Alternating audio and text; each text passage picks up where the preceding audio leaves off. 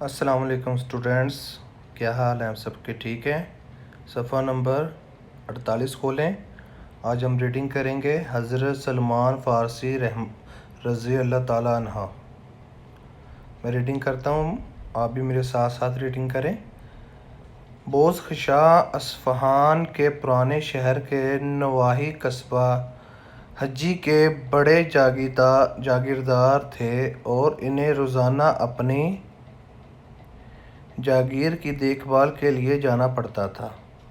انہوں نے اپنے بیٹے مابا کو بلایا اور کہا، بیٹے آج میں یہاں گھر میں مصروف ہوں، لہذا تم ذرا جاگیر کی طرف چلے جاؤ، وہاں دیکھ بھال کرنا، لیکن دیکھو وہاں زیادہ دیر نہ لگانا ورنہ مجھے پریشانی ہوگی۔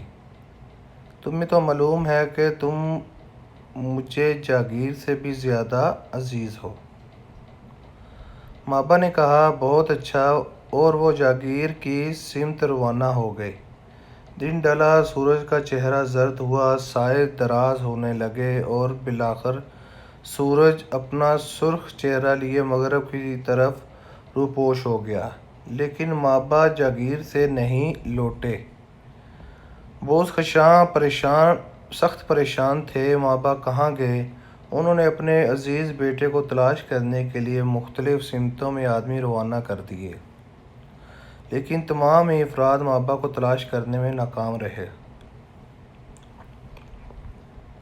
خاصی رات گزر گئی تو مابا گھر لوٹے۔ دل گرفتہ باپ نے بیٹے کو دیکھا تو جان میں جان آئی۔ جب جذبات کا طوفان تھما تو بوز خشاں نے گلوگیر لہجے میں مابا سے پوچھا، بیٹے تم کہاں تھے؟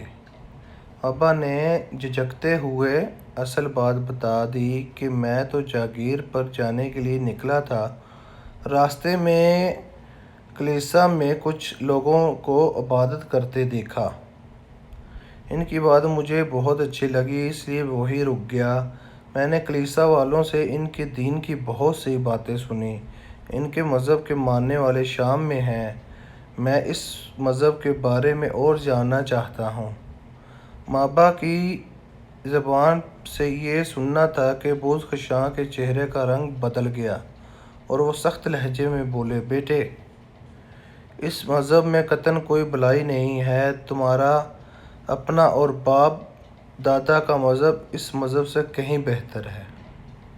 لیکن مابا اب مجوسیت سے بیزار ہو چکے تھے، ان کے دل میں تلاش حق کا جذبہ موجزن تھا، آگ کی پوجا کرنا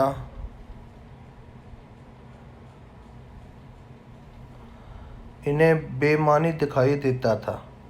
وہ اس ذات کی تلاش میں تھے جس نے اس کائنات کو، زمین، آسمان، چاند اور ستاروں کو تخلیق کیا ہے، جس کے حکم پر دن اور رات باری باری آتے ہیں، ہوائیں چلتی ہیں اور موسم بدلتے ہیں۔ بوز خشاں یہ سن کر سخت ناراض ہوئے، اگرچہ انہیں اپنے بیٹے سے محبت تھی، لیکن اپنا پیارا بیٹا دشمنوں کے دین کو پسند کرنے لگے، یہ بھلا کیسے ممکن تھا؟ انہوں نے مابا کے پیروں میں بیڑیاں ڈال دیں اور انہیں گھر کے ایک کمرے میں بند کر دیا۔ کمرے میں انہیں خوراک وغیرہ فراہم کر دی جاتی۔ گھر کے دیگر افراد مابا کے ساتھ سخت سلوک ہوتے دیکھتے، لیکن بوز خشاں کے خوف سے کچھ نہ کہتے۔ مابا قید میں تھے، لیکن ان کے دل میں ایک ہی دھن سمائی ہوئی تھی، اس کائنات کے مالک کو پہچاننے کی دھن۔ انہوں نے کسی طرح اپنے پیر بیڑیوں سے آزاد کیے، اپنے گھر پر الوداعی نظر ڈالی اور چھپتے چھپاتے ایک قافلے سے جا ملے۔ اب ان کی منزل شام تھی۔ کئی دن کے سفر کے بعد قافلہ شام پہنچا۔ وہاں پہنچ کر مابا نے کلیسا کے بڑے پادری اسقف سے ملاقات کی اور ان کے پاس رہ کر کلیسا کی خدمات کرنے اور علم حاصل کرنے کی گزارش کی۔ اسقف نے یہ گزارش قبول کر لی۔ مابا اسقف کے ساتھ رہنے لگے۔ کچھ عرصہ بعد اسقف کا انتقال ہو گیا۔ اس کے بعد ایک اور صاحب اسقف بنائے گئے، لیکن کچھ مدت بعد ان کا بھی آخری وقت آن پہنچا۔ مابا نے پریشان ہو کر پوچھا، اب میں کس کے پاس جاؤں؟ اسقف نے کہا، بیٹا دین کی سچی تعلیم پر تو اب شاید کوئی بھی کاربند نہیں رہا۔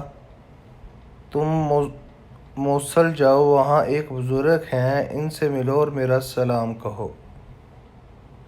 قدرت نے انہیں اس سرزمین تک پہنچانے کا فیصلہ کر لیا تھا جہاں آفتاب حق صلی اللہ علیہ وسلم کی کرنیں جلوہ گر ہونے والی تھی، لیکن ابھی مابا کو مزید امتحانوں سے گزرنا تھا۔ مابا وادی القریٰ میں غلامی کی زندگی گزار رہے تھے کہ ایک دن ان کے آقا کا چچا زاد بھائی وہاں نکلا۔ اس نے مابا کو محنت سے کام کرتے دیکھا تو انہیں پسند کر لیا۔ اس نے باؤ تاؤ کیا اور مابا کو خرید کر یثرب مدینہ منورہ لے آیا۔